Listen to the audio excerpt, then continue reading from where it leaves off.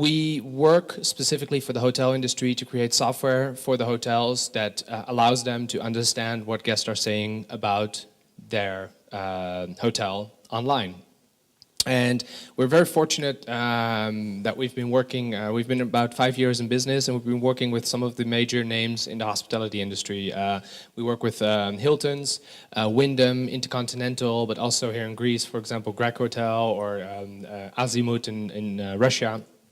And currently there's about 24,000 hotels working with our software to understand their guest feedback.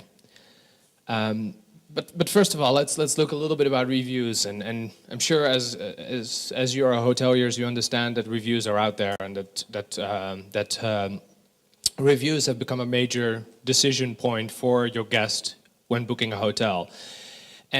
And reviews is kind of a trend that's happening a little bit broader in sense of it's okay for consumers these days to have a guest. It used to be that you have specialized, experienced travel writers that wrote about your hotel, and those used to be the experts. But these days, every person that's staying at a hotel can have an opinion, and they do. And technically, we review everything. If you buy a fridge, you look online and you see what the consumers are saying about the fridge. Or if you're looking for a hairdresser in London, you go to Yelp and you see what people are telling about this person before you make a decision, before you decide to either book something or purchase something. And kind of even in a weird way, I don't know if you're familiar with this, but Tinder is kind of a review. You give people a heads up or you don't like them. On social media space, the check-ins on Facebook are reviews, because you, as a consumer checks in and as a person checks in Facebook in a restaurant or in a hotel, it kind of gives an endorsement that they like this place. Nobody's checking in the supermarket and say like, look at me, I'm at the supermarket. I really like this supermarket. But people, when they're in a restaurant or in a hotel, they want to show off and they want to tell their friends and they want to tell the world that they really like this place. So when you get check-ins, it's a thumbs up, it's a positive review. And on LinkedIn, we see reviews about people.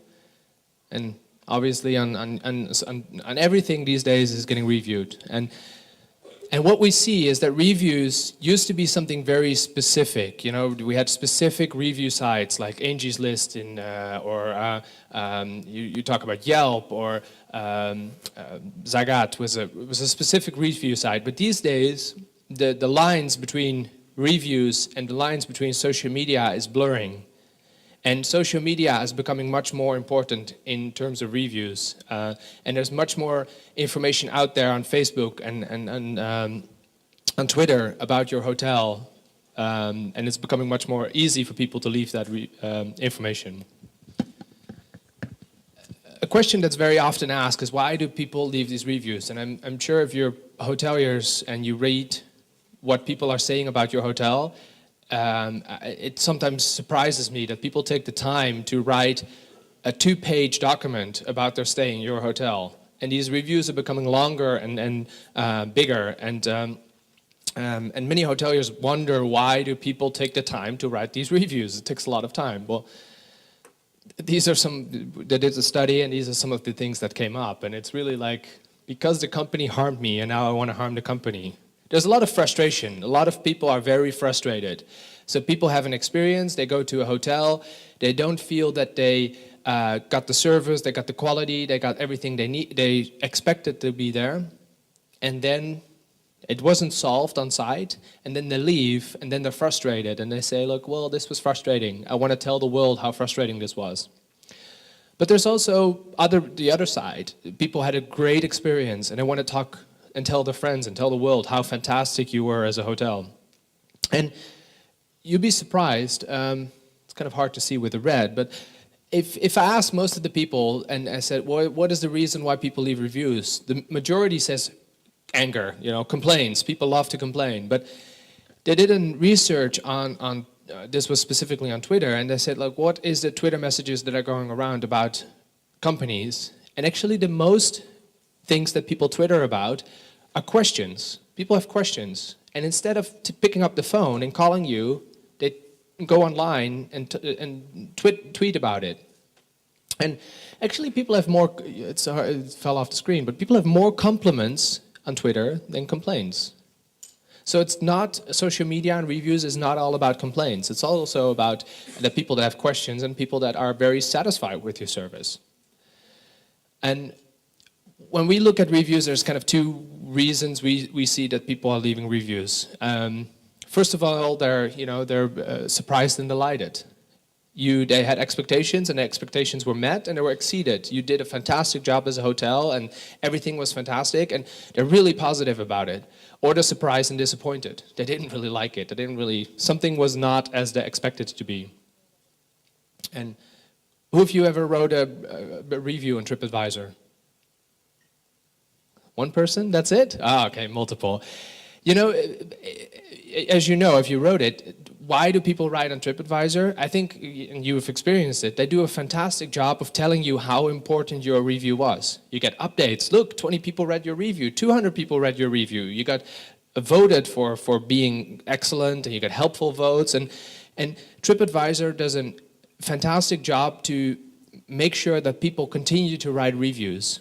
So once you're in, you feel so special, you feel so that you contributed something to the world, that they continue to write reviews. And TripAdvisor does that very smart. You know, this is one of I wrote a review and I got 4 helpful votes on it. Feels good. And then comes the point, you know, we know that reviews are out there. We know that reviews are why do people write reviews? We know these 2 things that are happening right now. But why should you care as a hotel? And there's several reasons why you should care. I think, starting off with the basics, pictures are becoming less important, but reviews are becoming more important. We're moving away from easy to understand things like star qualifications or brands to reviews. Brands are less important for a new generation of travelers. And this is a typical brochure. You know, if you're a hotelier, you know that these pictures are in your brochures. And this is the same beach, the same exact beach. And there's a whole website dedicated to it, oyster.com, where you can see the brochures and you can see the real pictures. And it's impossible to hide as a hotelier with these pretty pictures anymore. And the result is that the top 3 factors for determining to purchase a hotel, the third one is reviews. You can change your price, you can play with that. You cannot change your location, it's fixed. But reviews is something you can manage and you can positively enforce. So it's the third reason why people choose a hotel. And on a survey, 93% of the people worldwide say they're influenced by reviews when purchasing a hotel. And then the first question that people have, and they ask me, is like, well, 93%, these are only the people that book online. Incorrect. These are also the people that book at travel agencies.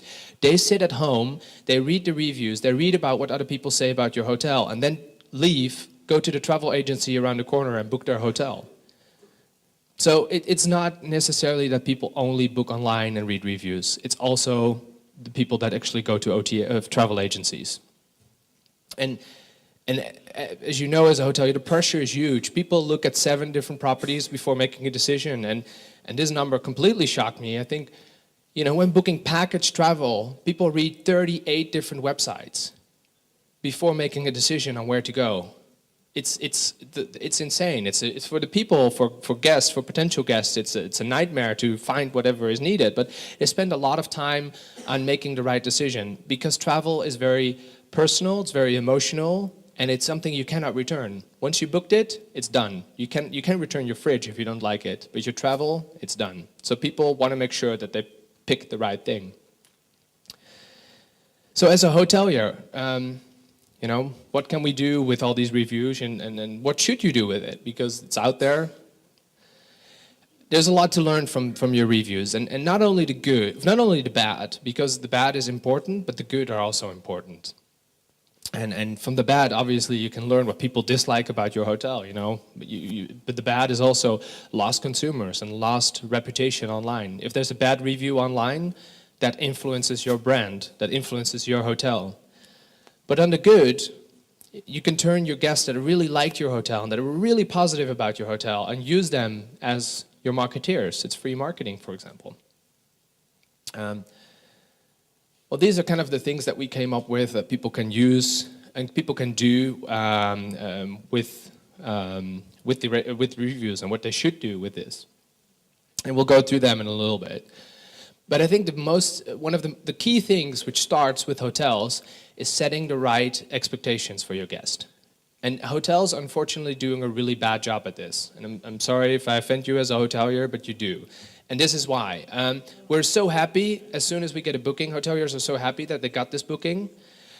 But if you cannot deliver the service that people are expecting, or you're delivering a different experience than people are expecting, the result is that people go online and talk about your hotel in a negative way. And this is an excellent example of a hotel that does rather lose one individual guest than having one unsatisfied guest. This is the W in Hollywood. And in the weekend, this is not a hotel, this is a nightclub. You don't want to stay here if you're looking for a relaxing, easy hotel. And they tell their guest, thank you for booking, we're looking forward to seeing you, but be aware, this is what's going to happen. And they rather lose this one booking than having people having a negative experience on site. So setting the correct expectation is key. The second thing you can do with reviews is use them in promoters. And I say it's 100% free. Well, that's not really true because there's a little bit of cost attached to it. But if you have people that love your hotel and they wrote a 5-star review, you should use that review to attract other travelers, to attract other guests. And this is an example of doing that. This is a pre-arrival email that you get. What can we do to make your stay a success? And what can we do as a hotel? Well, somebody filled in for the fun, like, can you please put a picture of Alfonso Ribeiro on the nightstand? You may don't know who that is by name, but it's hard to see. But this is the guy from Fresh Prince of Bel-Air. So this hotel just took this really literally and said, we'll print a picture, put it on the nightstand. And after that, it got tweeted, and 300,000 people read this thing. It's a €5 investment, a frame and a picture printing. But creating something that's unique for guests and letting them spread the word is key. Another thing is, another example of this is a hotel in New York, and they have these, I think they're obnoxious, they're really ugly, but these penguins in the hotel. And they're famous for it. If you read all the reviews online, everybody talks about the penguins in the hotel. So if you're a single traveler, you check into the hotel, you might find a penguin in your bed. It's weird, but everybody talks about it. And there's penguins everywhere in the hotel. And it's very quirky and kind of, almost stupid, but online, this hotel has a lot of traffic and a lot of people talk about this hotel because they do something simple as creating a unique experience and letting their guests talk about this experience. So that's about using your guests to promote your business. And this is about, monitoring online social media. It's very easy to monitor social media online. It's very easy. You don't have to sit behind Twitter all day. You just get messages when people talk about your hotel. So this is the Four Seasons in Palo Alto in California. They have somebody check in. This person is unsatisfied because the hotel is overbooked and he needs to go to another hotel. The younger generation doesn't go complain about the front desk. They don't want to bother. They say, okay, thank you. They leave the hotel, take their smartphone and Twitter and complain about it online. Four Seasons, one of our clients is monitoring their social media constantly. They read it, they immediately respond to this guy and turn his stay around. And then he is, wow, just checked in, very impressed. And look, I made my trip, great impressive room, pics will come soon. 60 nights a year he is staying at this region. So instead of letting this person walk, but by monitoring social media, you could turn this stay from a negative one to a positive one. The other point is that what people can do with reviews is understand them. And it's clearly impossible for people to understand all reviews by reading reviews in different languages, but with software like ours, you can easily understand what people like or dislike about your hotel. And green is good, red is not so good, you need to improve. And you can follow these trends online. So if people complain about your front desk procedure and they say, well, the front desk procedure was horrible, wait was too long, we analyze that for you, we tell you what people think about it, And then you talk to your operational departments and you make changes. And these changes should result over time in better results. And you can track that. You can see how many people negatively mention your front desk. And the last point is that reviews are worth money. These are two studies, and I think that the bottom one is more important. If you have a 1-star increase on TripAdvisor, you can increase your price with 11% without losing the sale. So technically you could ask for 11% more money on your travelers and still people are as likely to book your hotel. And I hear everybody thinking now, well, going up 1 point on TripAdvisor is nearly impossible. Correct, it is almost impossible. You know, it's very difficult, let's say it like that. But if we do the math and we say, you know, your hotel reputation is at 3.9 at this point, and you have 100 hotels, 100 rooms, 60 euros daily rate, and you run on a 75% occupancy, you can technically make 36,000 bucks a year by just increasing your reputation and increasing with that your price. So it's very important that you're out there and people have a positive understanding about your hotel, and people understand, have a positive rating about your hotel.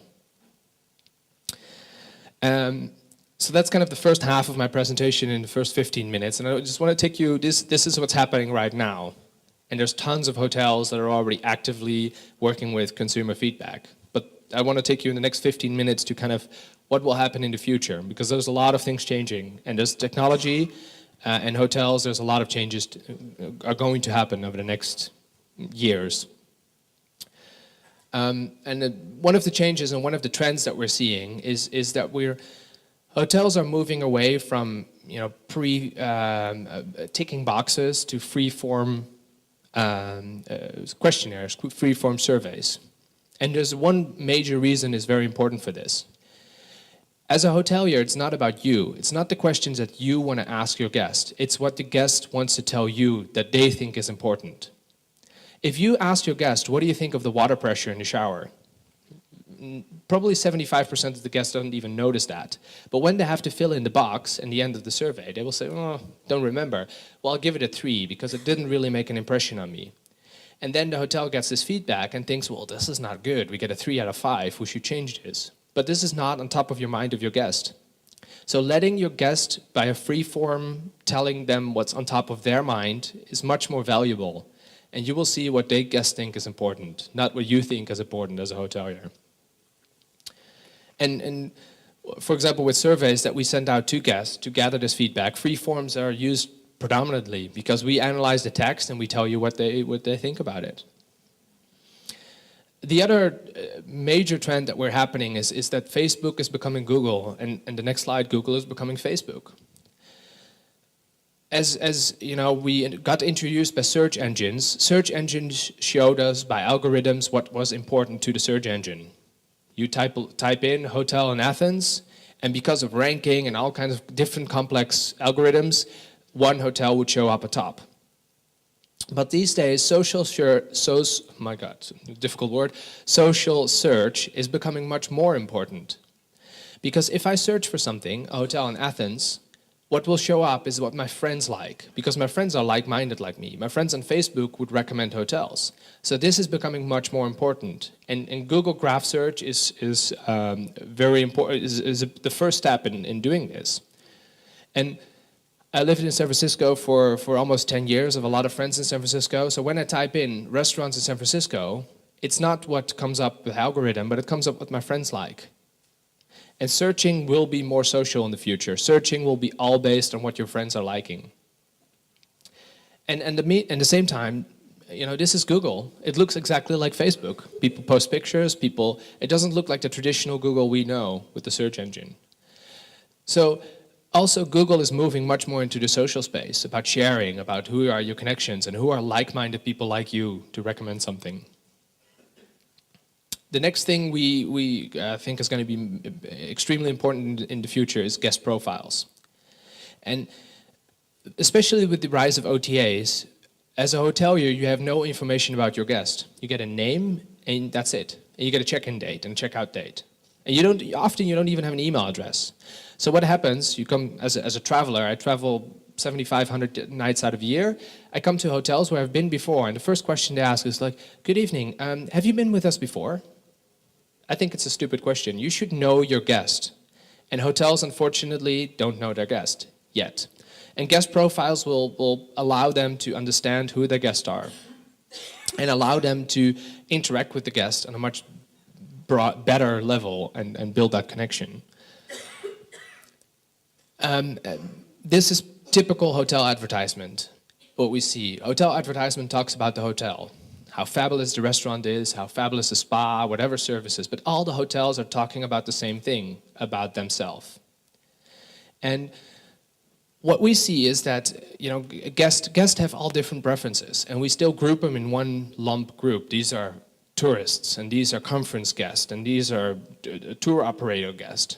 But even if these guests are all in one group, they all have individual preferences, and they all have individual needs. This guy likes music, this girl likes running. And unless you're targeting with marketing to the right guest for the right reason, you make an impression. There's so much information out there these days that guests don't get excited about the infinity pool anymore.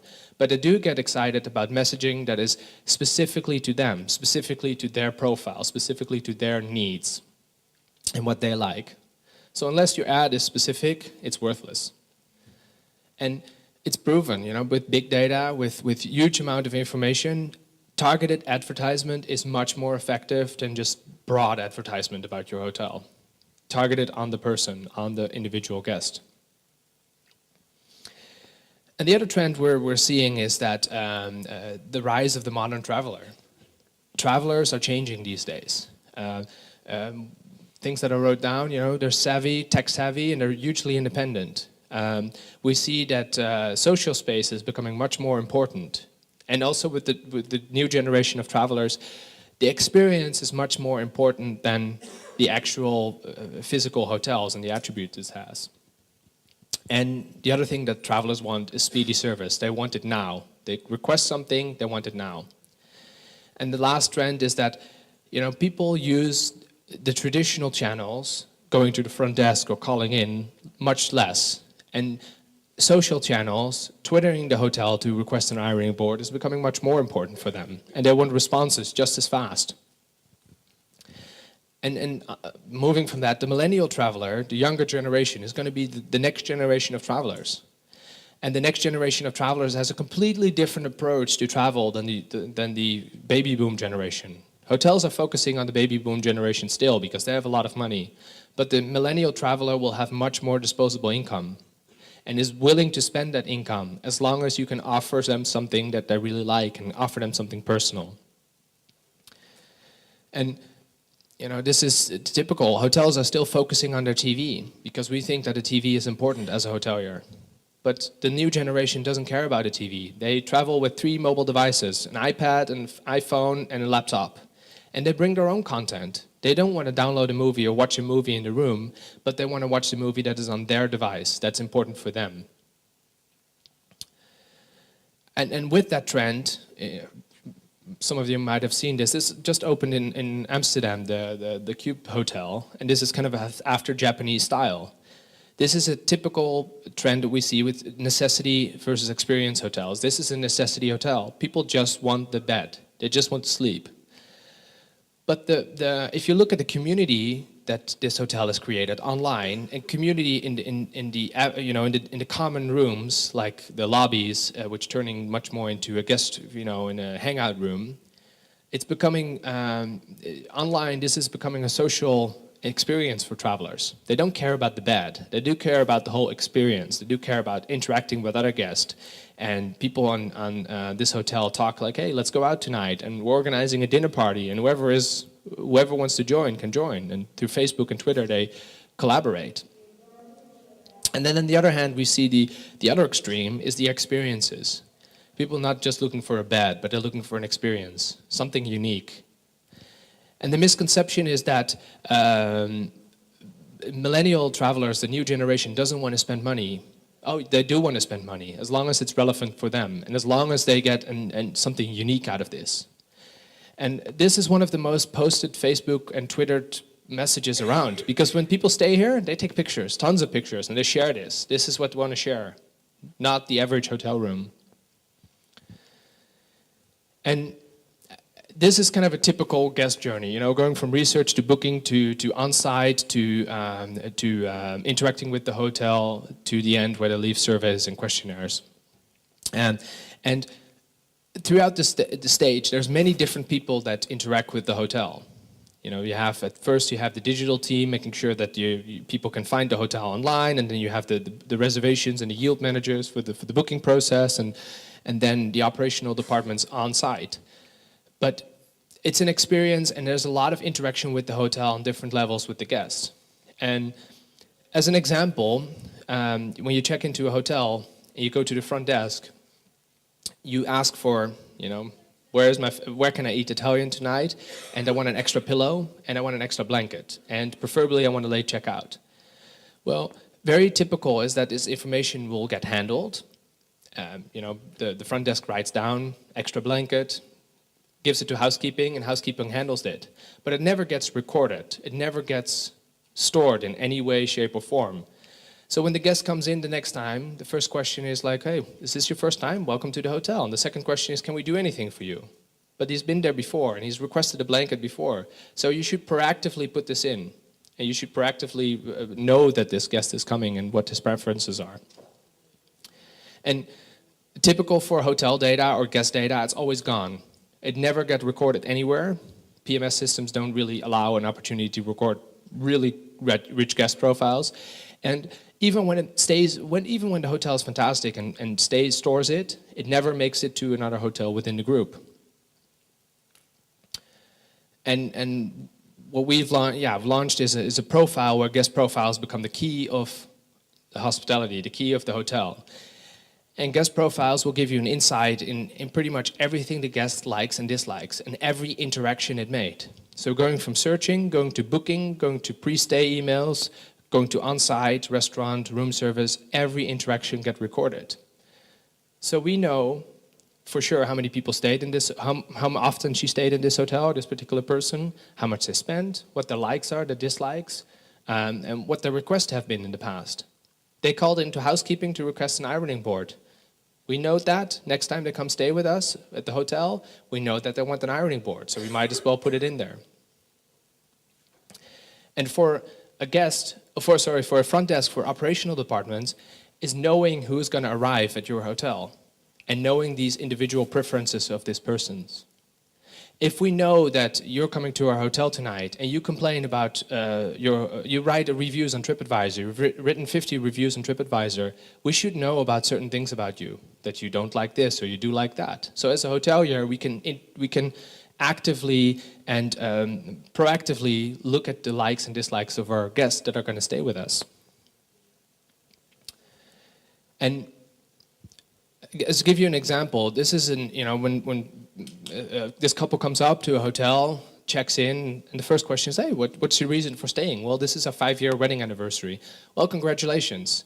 And that's kind of where the information stops at this point. If the hotel is very active, they will send a bottle of champagne to the room, but it will never get recorded. But if we record it and share this with all the departments in the hotel, all the staff knows. And then, for example, the front of the F&B manager or the restaurant manager can make a special targeted offer. We know it's your 5-year anniversary. We give you the special honeymoon dinner for you, targeted, specifically made for you. And then taking it one step further, the community or the social media manager, you have often marketing managers on site these days, should take a picture with them and post this on their Facebook and post this on Facebook and tag them. And then we should record this in a system. So next year, when the 6-year wedding anniversary comes up, we could send them an email. We know that you were here with us last year. Now it's 6 years. Congratulations. We have a special offer. And this is the future of hotel marketing and targeting.